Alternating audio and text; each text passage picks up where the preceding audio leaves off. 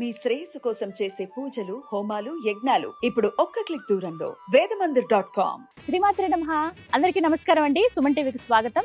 నేను గీతాంజలి. అద్భుతమైన దేవాలయ దర్శనానికి వచ్చేసానండి.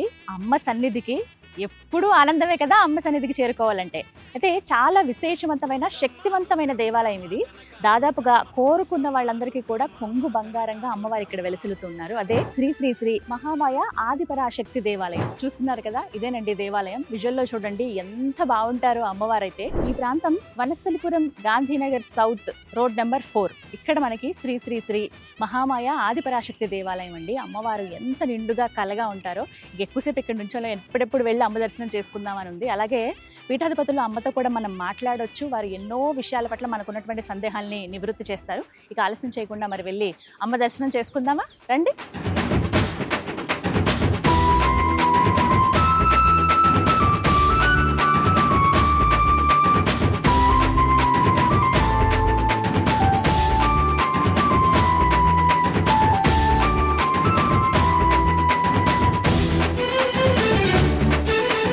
శ్రీమాత్రే నమః. నమస్కారం అమ్మా. నమశివాయ అమ్మా. ఓం నమ శివాయ. చాలా చాలా సంతోషం మిమ్మల్ని కలవటం. అమ్మవారి దర్శన భాగ్యం, మీ దర్శన భాగ్యం, ఇది నిజంగా జన్మ జన్మల సుకృతమేనమ్మా. నాకు కూడా నిన్ను చూడటం చాలా ఆనందంగా అనిపిస్తూ ఉంది. చాలా సంతోషం. అలాగే అమ్మ, ప్రత్యేకంగా మాట్లాడుకోవాలి ఇక్కడ గోశాల గురించి. ఎంత బాగున్నాయమ్మా దేశవాళి. మొట్టమొదటి నుంచి కూడా గోవులంటే ఇష్టము. అయితే ఒక 16 సంవత్సరాలు నా దీక్ష ఉండే అన్నమాట అమ్మది. అంటే దత్త సాంప్రదాయంలోంచే వచ్చాను నేను. అటు వెళ్ళిపోయేదాన్ని అమ్మేందుకు ఇటు లాగేసింది. అదే చెప్పాను కదా, దత్త సాంప్రదాయము, యోగా అభ్యాసము, మంత్ర దీక్ష, ఇవన్నీ అనుష్ఠానం అవన్నీ ఉండేటివి. నాకు ఎక్కువగా జపానికి కూర్చుంటే గనక ఉదయం 5-6 గంటలకు కూర్చుంటే నేను సాయంత్రం 6-7 దాకా కూడా కూర్చునేదాన్ని. అప్పుడులో అలా కూర్చునేసేసేదాన్ని. జపం ఎవరన్నా కలవాలి రావాలన్నా కూడా ఒక ఎదురు చూసి వెళ్ళిపోయే వాళ్ళు కూడా ఉండేవాళ్ళు. అప్పుడు అమ్మ ఉన్నప్పుడు చాలా పరిస్థితులు అనుకూలంగానే. జపానికి కూర్చుంటే తెలిసేది కాదు. ఇంకా ఆ జపం అట్లా చేస్తూనే అది మధ్యాహ్నం 3 అయ్యేది ఒక్కోసారి. అట్లా కొన్ని గంటల తరబడి జరిగేది. ఒక దీక్ష పూర్తయిన తర్వాత అమ్మ చెప్పింది అనమాట, గో రూపంలో నీకు ఇంటికి వస్తాను నేను అని చెప్పేసేసాను. అప్పుడప్పుడు తెల్ల గో వస్తూ ఉండేది, ఇదయ్యేది. ఆ దీక్ష పూర్తయిన తర్వాత ఒకసారి తారాపీఠ్ కల్కట్టాలో, దక్షిణేశ్వర కాళీఘాట్ కాకుండా తారాపీఠ్ అని ఇంకొక ఆలయం ఉంది, అమ్మవారు వెలిసింది అన్నమాట. శ్మశానంలోనే అమ్మవారు వెలిసారు అక్కడ. ఇప్పటికీ కూడా చుట్టూ శ్మశానం. అక్కడ స్త్రీ అఘోరీలు ఉంటారు, ఎక్కువగా పూజలు చేస్తూ ఉంటుంటారు అందరూ. అందులోనే అమ్మ వెలిసింది అనమాట. అక్కడ అమ్మ దర్శనానికి వెళ్ళాను. ఉదయం 3 గంటలకి వెళ్ళేసి లైన్లో నిలబడ్డాను. ఒక 5-5:30 అవుతా ఉంది లైన్లో నిలబడ్డాను. ఒక తెల్లటి గోవు దగ్గరికి వచ్చింది. ఇట్లా వస్తే చేతిలో ఒక పండు ఉంటే తినిపించాను. కాసేపటికే మనసులో అనిపించింది, ఏంటి వాళ్ళ దీక్ష పూర్తయిన రోజు అని నాకు అప్పటిదాకా తెలియదు. అప్పుడే మన భక్తులు, గుడి భక్తుడు అక్కడ నరసింహ అని చెప్పు నడమాల్ విలేజ్లో ఉంటాడు. వాళ్ళ కుటుంబం అంతా కూడా ఒక గత 20 సంవత్సరాలుగా కుటుంబం మొత్తం ఆలయాన్ని అమ్మని నమ్ముకొని ఉన్నారు. ఆయనకు ఒక మంచి గోవుని చూడాలి, ఎప్పుడన్నా సమయం వస్తుంది నేను చెప్తాను అన్నాను. ఆయన ఎమ్మటి అమ్మ ఇక్కడ సంతలో ఒక మంచి దూడ ఉన్నది, 3 సంవత్సరాలది, బాగా అనిపిస్తుంది, తీసుకునేస్తున్న 11,000 అంటున్నారు, నేను తీసుకొస్తాం అని అన్నాడు. ఇక్కడ యావ కనపడడం, ఆయన ఫోన్ చేసి అడగటం, అన్నీ ఒకటేసారి వచ్చింది. రాగానే కూడా ఆమె కస్తూరి గోభైరవి అని చెప్పేసి నామకరణ చేసి చాలా కాలం పూజలు అందుకున్నది. ఎవ్వరు వెళ్ళినా కూడా ప్రదక్షిణ చేసేటప్పుడు గోవులు మామూలుగా వేరే వాళ్ళని రానివ్వు. ఎవ్వరు కాళ్ళ మధ్యలోంచి ప్రదక్షిణలు చేసినా ఇది చేసినా చాలా ఉగ్రంగా కూడా ఉండేది. అసలు ఆవు వస్తుందంటేనే వదిలేసేదాన్ని. అప్పుడు ఇంత ఇల్లు లేవు, కొంచెం ఖాళీ స్థలం ఉంది, అందరు గేట్లు పెట్టుకొని లోపల ఉండేవాడు. అంత తాండవం చేసేది. కాకపోతే పోయిన సంవత్సరం May 6th ఇక్కడి నుంచి మన ఆవులు కొన్ని చిదంబరం ఆలయానికి డొనేట్ చేయడం జరిగింది. అంటే కారణం ఏంటమ్మా? అది చేసిన నెలకే ఏమే కాలం చేసింది. 18-19 సంవత్సరాలు ఉన్నది పూర్తిగా. ఉండేసిన తర్వాత కరెక్ట్గా నెలకి అక్కడ ఇవ్వగానే ఇక్కడ ఒక నెల రోజులకి వెళ్ళిపోయింది. అక్కడ ఏంటంటే చిదంబరం ఆలయంలో పూజారుల వాళ్ళు అనుకోకుండా పరిచయం పెరగటం, చాలా దగ్గరతనం అయిపోయింది. వాళ్ళు సంవత్సరంలో ఒకసారి ఇక్కడికి వస్తారు, ఏమన్నా ఉత్సవాలు ఉంటే వచ్చి ఇన్వైట్ చేసి వెళ్తారు, చెప్తారు. వాళ్ళు ఒకసారి అడగడం జరిగింది అనమాట, ఏదన్నా ఒక ఆవుని దానం ఇస్తావా అని చెప్పేసి అనేసి. నేను అన్నాను ఒకటే కాదా ఇన్ని కావాలన్నా ఇస్తాను అంటే నిజంగానే ఇస్తావా అని చెప్పి అడిగారు. ఒక 14 ఆవులు ఉంటాయి అన్నమాట పెద్దవి. అంటే గిరావులు కాస్ట్లీ ఉంటాయి కదా అని చెప్పి అందులో కపిల కామధేను అంటే ఆవు ఉంటుంది కానీ ఎద్దులు చాలా తక్కువగా ఉంటాయి. అది కూడా నా దగ్గర ఉండే.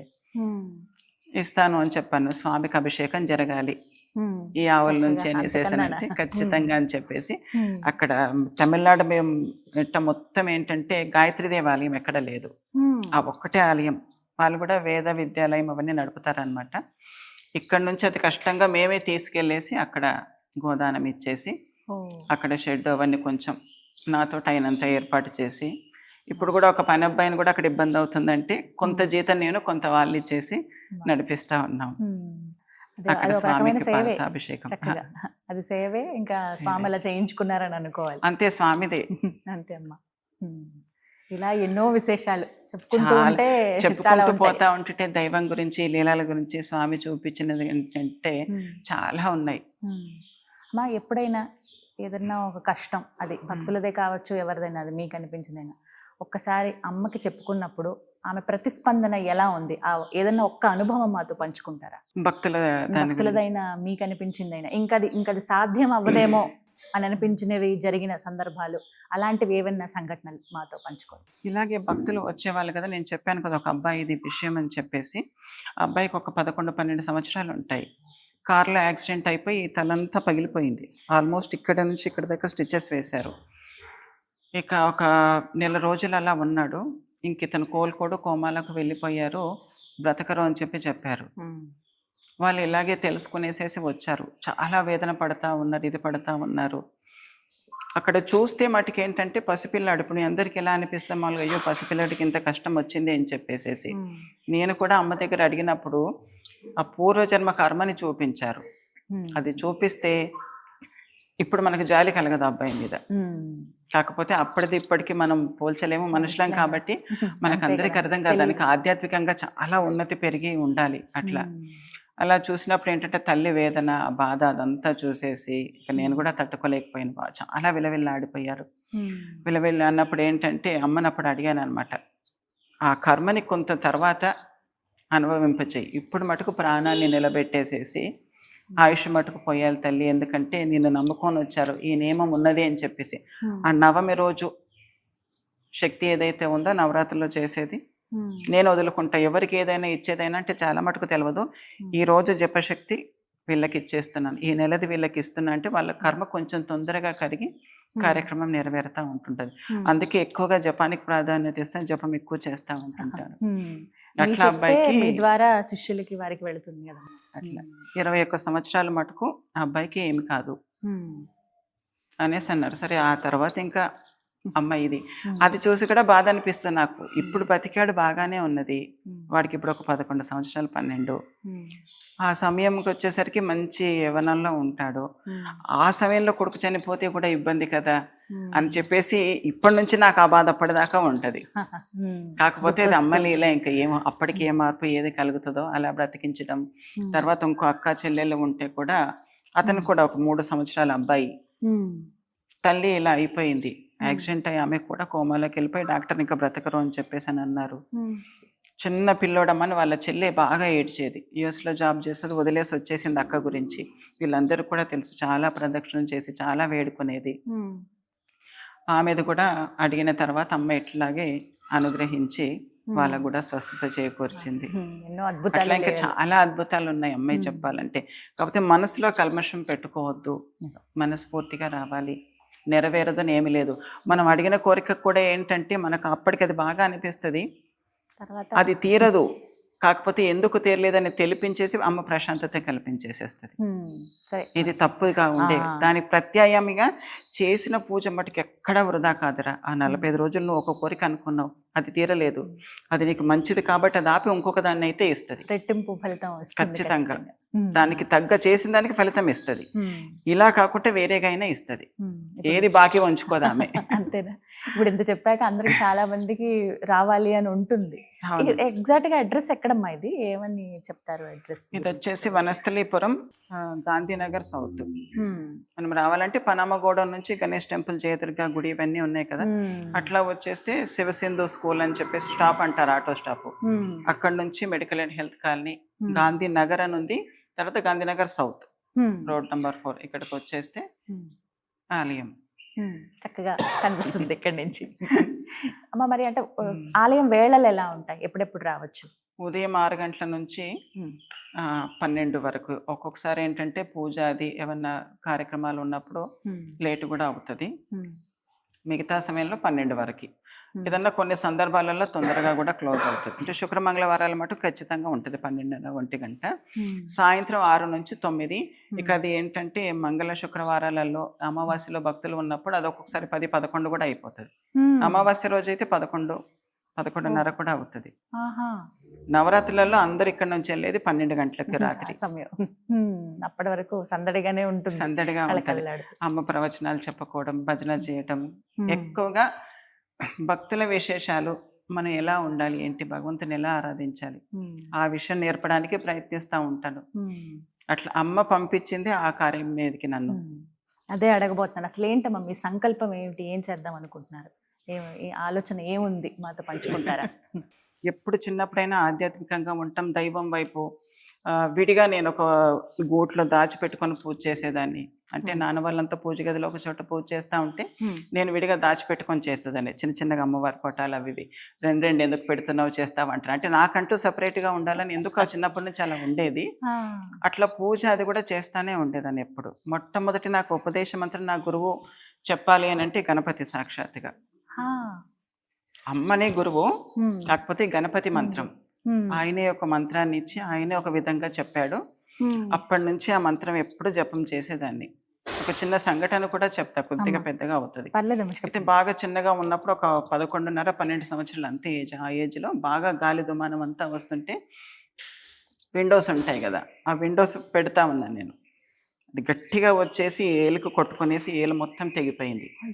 ఉట్టి స్కిన్ మట్టికే ఉన్నది, ఇక్కడ మిగతా అంతా తెగిపోయింది. అన్ని తోలొక్కటే ఉన్నది. నాకు సాయంత్రం 6 అయితే జపం చేసే సమయం. అప్పుడు చెల్లి తనున్నది, అయ్యో చెయ్యి వేలు తెగిపోయింది. తన నెత్తికి రుబ్బెనుండే, రుబ్బెన్లు కట్టేవాళ్ళు కదా అప్పుడు. అది తీసేసి ఎమ్మటే చెయ్యికంతా చుట్టేసి, అమ్మ వేలు తెగిపోయింది నీకు ఎట్లా అని చెప్పంటే, ఎవరికి చెప్పొద్దమ్మ నాన్నకి తెగిపోయిందని చెప్పేసి, ఏం కాదు అని చెప్పి రుబ్బెన కట్టగానే స్కిన్ మట్టుకే కొద్దిగానే వేలాడుతుంది. అది పెట్టి తను గట్టిగా కట్టింది. ఆరవ్వగానే స్నానం చేసుకొని అలాగే జపం చేశారు. చేసిందైతే నేను కాదు, ఆయనే చేయించాడు. ఆయన చాలా ప్రీతిగా, ఆయనకి ఎక్కువ దండం పెట్టుకున్న ఇక్కడ ఇది లేకపోయినా ఆయన బాగా నాతో అంత కలిసిపోయాడు స్వామి. కొన్ని లక్షలు, వేలు అట్లా ఆయన జపం చేసేదన్నప్పుడు అట్లానే జపం చేశాను. ఎలా చేశానో తెలియదు.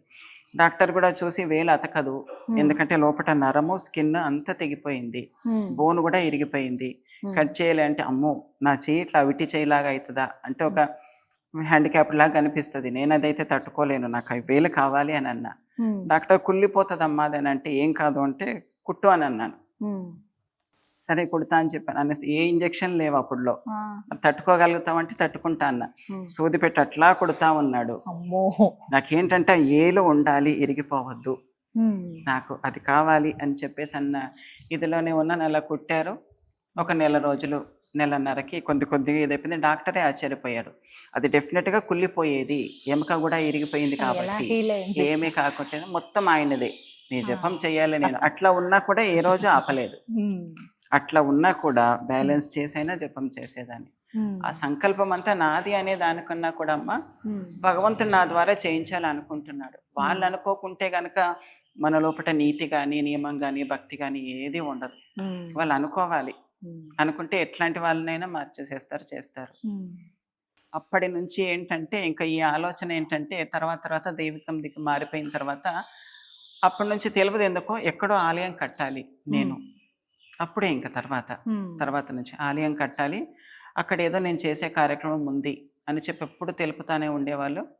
మొట్టమొదట కూడా నేను చెప్పను కానీ ఒకరు వచ్చి చెప్పేసేసి వెళ్ళారు, నువ్వు వచ్చింది ఎందుకు, ఇంతకాలం నువ్వు ఇక్కడ ఉండాలి, ఇక్కడ నుంచి నీ లోపల ప్రవేశిస్తారు, దాన్ని చాలా జాగ్రత్తగా నువ్వు మనుషుల్ని అన్నీ చూసుకుంటే చాలా కష్టం అవుతుంది విషయం మటుకు. కొన్ని కొన్ని సందర్భాలలో శరీరం కూడా వదిలేయాలనిపిస్తుంది. రకరకాల కష్టాలు వస్తాయి. ఇవాళ చెప్తున్నాను, కష్టమైన కార్యక్రమం కొంత సంవత్సరాలు, కాకపోతే నువ్వు నిలబెట్టుకొని చేయగలగాలి. అది చేస్తావు. హెచ్చరిస్తున్నా అని చెప్పేసేసి చెప్పి వెళ్ళారు. మొట్టమొదటి దైవాన్ని చూడడం అనంటే నేను ఒక విధంగా చూశాను. ఈ కళ్ళతో చూడటం సాధ్యం కాదు అనుకున్నది నాకు జరిగింది.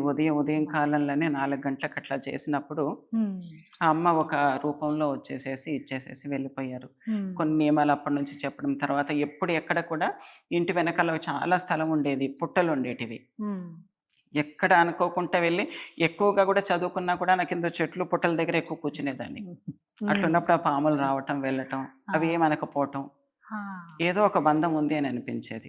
ఏమనేటివి కావు. అట్లా నేను దాన్ని పట్టుకొని చేసేది ఏం లేదు. అది కూడా పక్క నుంచి అట్లా వెళ్ళిపోయేది, ఇదైపోయేది. అట్లా ఎక్కడ కూర్చున్నా కూడా అట్లా కనిపిస్తూ ఎక్కువగా సంచరిస్తూ ఉండేటివి. తర్వాత మటుకు ఒక సంఘటన జరిగింది. నా జ్ఞానం తెరుచుకోవడానికి ఒక కారణం. ఒక పుట్ట దగ్గర ఒక నిదర్శనం చూపించిన తర్వాత నుంచి అభిప్రాయం ఇదంతా కూడా ఇంకా మారిపోతానే ఉంది. చెయ్యాలి, ఏదో కానీ చెయ్యాలి, తెలియదు. తర్వాత రావటం, ఎవరో ఒక రూపంలో రావటం, చెప్పటం, వెళ్ళిపోవటం. తర్వాత ఇంకా అమ్మే కొన్ని నిదర్శనంగా. ఈ తర్వాత అమ్మ డైరెక్ట్గా ఆమె దగ్గరికే చేర్చుకుంది. ఏది చెప్పాలన్నా కూడా చెప్తుంది. అంతకుముందు ఇండైరెక్ట్గా ఎవరితోటైనా చెప్పించడం, చేయించడం, అన్ని రకాలుగా చేసేది. తర్వాత మీతోనే స్వయంగా మాట్లాడారు. అట్లా చాలా విశేషం ఇది. ఏ ఆలయం చూడాలి అని మనసులో అనుకుంటానో ఇంకా ఎక్స్ట్రానే చూపించొస్తాను.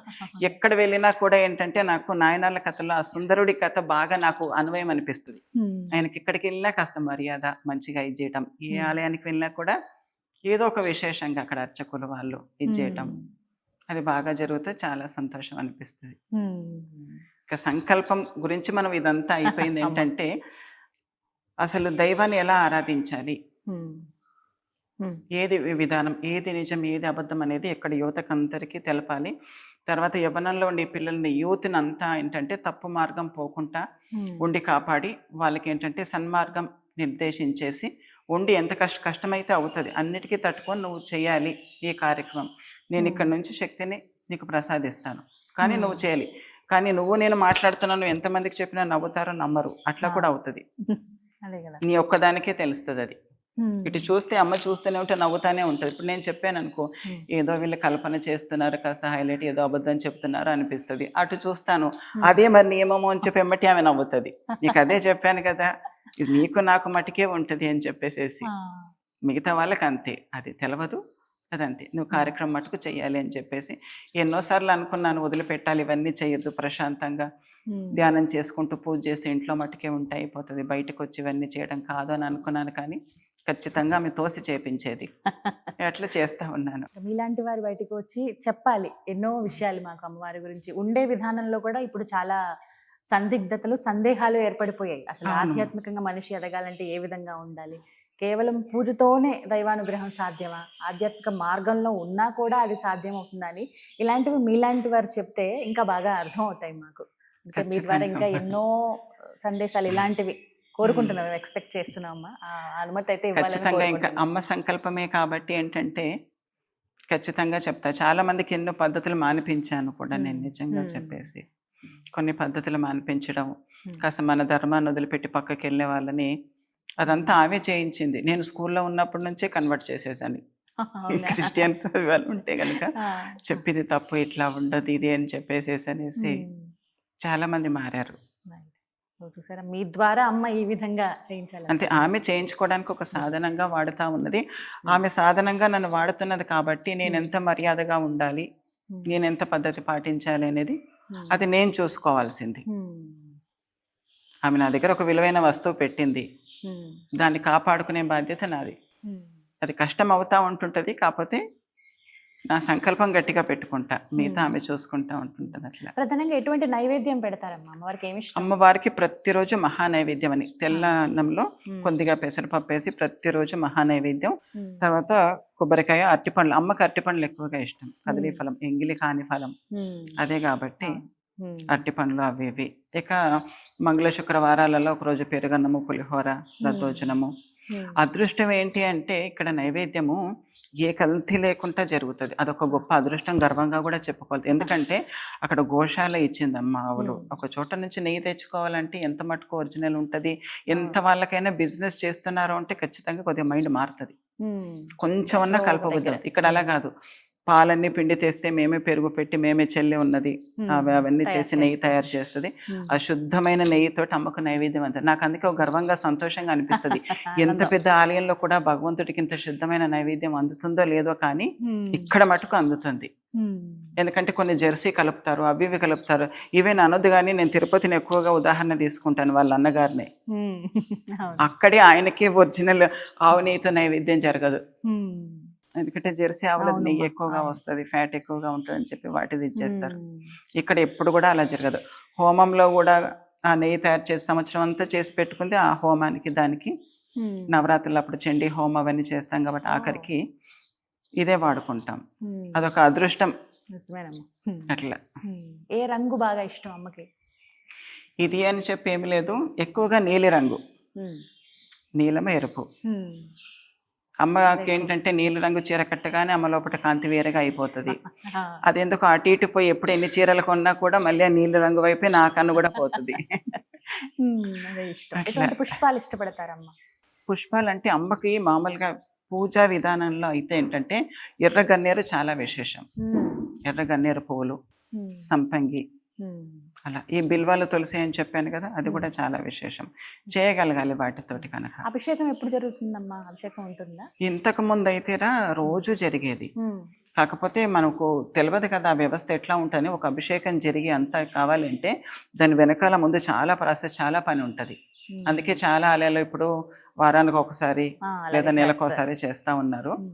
అమ్మని కొంతకాలానికి మటుకని చెప్పి అడిగే ఈ సంవత్సరం నుంచి మంగళ, శుక్ర, ఆదివారాలు అభిషేకం పెట్టాం. ముందైతే రోజు జరిగేది నిత్య అభిషేకము, గత 7 సంవత్సరాలుగా.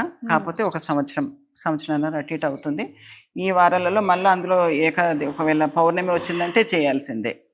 బుధవారం పౌర్ణమి వచ్చిందనుకో, మంగళవారం చేసినా చేయాల్సిందే. అమావాస్య వచ్చిందనుకో, మిగతా రోజులన్నా చేయాల్సిందే. ఇక కార్తీక మాసం నవరాత్రులు అంటే మొత్తం రోజు జరుగుతుంది. ఆషాఢంలో కూడా రోజు జరుగుతుంది. ఈ విధంగా ఇంకా మీరు ఎన్ని చెప్తూ ఉన్నా ఇంకా వినాలనే అనిపిస్తూ ఉంటుంది. చాలా చక్కగా వివరిస్తున్నారు. మీ అనుమతితో భక్తులతో కూడా మాట్లాడే ప్రయత్నం చేస్తాం, వారి అనుభవాలు కూడా తెలుసుకోవాలనుకుంటున్నాం. చాలా సమయం కేటాయించారు, చాలా సంతోషం. మళ్ళీ మళ్ళీ రావాలి అమ్మ దగ్గరికి, మీ దగ్గరికి అని కోరుకుంది. మీరే ఆశీర్వదించారు. ఖచ్చితంగా అందరు రావాలి. మంచిగా నువ్వు కూడా మీ వ్యవస్థ మొత్తం సుమన్ టీవీ ఎట్లా ఇంకా మంచిగా అభివృద్ధి చెంది మంచి మంచి విషయాలు సమాజానికి అందించాలి. ఎందుకంటే ఇవాళ రేపు అందించాలంటే ఒక గురువు దగ్గరకు, ఆలయానికో వెళ్ళటం అనేది చాలా కష్టమైపోయిన పని అయిపోయింది. మీడియా ద్వారా అంటే ఎట్లాంటి వాళ్ళకైనా అందుతుంది, మంచి చెడు వాళ్ళకి. అందులో ఈ వ్యవస్థ అనేది ఒక మంచి చెడుకు రెండుకు ఉపయోగపడుతుంది కాబట్టి మంచిగా ఉండాలనేసి ఆశీర్వాదం. చాలా సంతోషం అమ్మ, దీవెనలు ఎప్పుడు ఉండాలి. చాలా సంతోషం. శ్రీమాత్రే నమః. శ్రీమాత్రే నమః. నా పేరు రామచందర్. నేను వైదేనగర్లో ఉంటాను. నాకు 2 అబ్బాయిలు, 1 అమ్మాయి. నేను గత 14 సంవత్సరాల నుంచి అమ్మ దగ్గరికి వస్తున్నాను. మామూలుగా నేను బయటికి దేవుడు అంటే నమ్మను. అమ్మ దగ్గరకు వచ్చినప్పటి నుంచి అమ్మని నమ్ముకొని అమ్మ దగ్గరే ఉంటున్నాను నేను. నాకు ఏ బాధ వచ్చినా అమ్మ నాకు ఈ బాధ వచ్చింది అంటే, నేనున్న బిడ్డ నువ్వు ముందు నడువు, నేనుంటా అంటది. పిల్లలు సెట్ అయ్యారు. అమ్మ నేను ఇల్లు కట్టాలి అన్న, కట్టుబెట్ట నేనున్నాను, ముందుండి నడిపిస్తాను అన్నది. ప్రతిదానికి, ప్రతి విషయంలో, ప్రతి అమ్మని అడగంది ఏ పని చేయను. నాకు చాలా బాగా అనిపించింది. కాబట్టి నేను ఇంతవరకు అమ్మనే నమ్ముకున్నా. అమ్మ అంటే అంత ఇష్టం. ఏదైనా బాధ వచ్చిందంటే, అమ్మ నాకు ఈ బాధ వచ్చిందంటే నేనున్న బిడ్డ ముందుకు నువ్వు నడువు, నేను చూస్తా. మా పాప మ్యారేజ్ కావడానికి కూడా కారణం అమ్మవారే. అమ్మ ఎట్లా చెప్తే అట్లా మా పాప చేసింది. ఆ విధంగానే మా అమ్మాయికి కూడా మ్యారేజ్ అయ్యింది. ఓం శ్రీమాత్రే నమః. నా పేరు లక్ష్మణ. నేను మెడికల్ హెల్త్ కాలనీలో ఉంటాను. నేను దాదాపు ఇక్కడికి 12-13 సంవత్సరాలు బట్టి అమ్మ దగ్గరికి కాబట్టి ప్రతిరోజు ఇక్కడికి వచ్చి పూజ చేసుకొని అందరం వెళ్తాం. నాకు 2 పిల్లలు, వాళ్ళకు మ్యారేజ్ అంత ఎఫిషియెంట్లు అయిపోయినారు. ఒక మనమడు. మేమందరం ఇప్పుడు అమ్మ దగ్గరికి వచ్చి అమ్మ ఏదైతే చెప్తుంటుందో దాన్ని చూసే తప్పకుండా పాటిస్తూ ఉంటాము. ఇక్కడ వచ్చిన తర్వాత ఒక సిస్టమేటిక్గా ఒక ధ్యానము ఏ విధంగా చేసుకోవాలి, ఏ విధంగా ఉండాలి అని అన్ని విశదంగా విపులంగా చెప్తూ ఉంటుంది. అవన్నీ మేము పాటిస్తూ అన్నీ మంచిగా చూసుకుంటూ మంచిగా చేసుకుంటూ ఇంటి దగ్గర కూడా పూజ అమ్మ ఏ విధంగా చెప్తుందో ఆ విధంగా పూజ చేసుకోవడం కానీ ఈ విధంగా చేసుకుంటుంటాము. నేను ప్రతిరోజు వచ్చి ఇక్కడ సాయంకాలము లలిత సహస్రం చదువుకొని అమ్మను పూజ చేసుకొని వెళ్తాము. నా పేరు శోభ. ఈ టెంపుల్ లైన్లోనే గాంధీనగర్ రోడ్ నెంబర్ 4లోనే మేము ఉంటాము. మా ఇంటి నుంచి చూస్తే అమ్మవారి టెంపుల్ కనిపిస్తుంది. 7 years అవుతుంది టెంపుల్ స్టార్ట్ అయ్యి. అప్పటి నుంచి మేము ఇక్కడికి వస్తాము. అమ్మవారిని మొక్కుకున్న కోరికలన్నీ నెరవేరుతున్నాయి. ఓం శ్రీమాత్రే నమః. నా పేరు గౌతమి అండి. నేను వనస్థలిపురం గాంధీనగర్ సౌత్లో టెంపుల్ దగ్గరలోనే ఉంటాను. మేము ఆ అమ్మ దగ్గర చాలా నమ్ముకొని వచ్చాము. ప్రతి ఒక్క కోరిక నెరవేరుతుందండి. అలాగే అమ్మ మాకు ఏ కష్టం వచ్చినా మా వెనుక ఉండి ఇలా చేయండి, ఇలా చేస్తే ఈ ఫలితం వస్తుంది అని మమ్మల్ని ప్రతి విషయంలో గైడ్ చేస్తూ ఉంటుంది. ఆ ప్రకారంగానే మేము అదే విధంగా నడుచుకుంటూ వెళ్తాము. మాకు ఎన్నో కోరికలు నెరవేరాయి. అలాగే మేము ప్రతి సంవత్సరం ఒడిబియ్యం కూడా పోస్తాము అమ్మకి. మా కోరికలు ఏది చెప్పుకున్నా కూడా అమ్మవారు ఈ రూపంలో మా అమ్మ ఉంది ఇక్కడ. అన్నీ మాకు సలహాలు ఇచ్చి ప్రతి ఒక్కటి మాకు పద్ధతులు కానీ పూజా విధానం ఎలా చేయాలి, ఇంట్లో కానీ బయట ఎక్కడన్నా గుళ్ళోకి వెళ్ళినా మనం ఎలా ఉండాలి, ఎలా వెళ్ళాలి, మనం తీసుకెళ్ళిన నైవేద్యాలు కూడా మనం కడిగి చాలా విశేషంగా తీసుకెళ్ళాలి. ఇలాంటివన్నీ చాలా నేర్చుకున్నామండి. నమశివాయ. శ్రీమాత్రే నమ. నా పేరు రాఘవేంద్ర. నేను మాల్లో ఉంటాను. ఇబ్రహీంపట్నం దగ్గర మాల్ విలేజ్ మాది.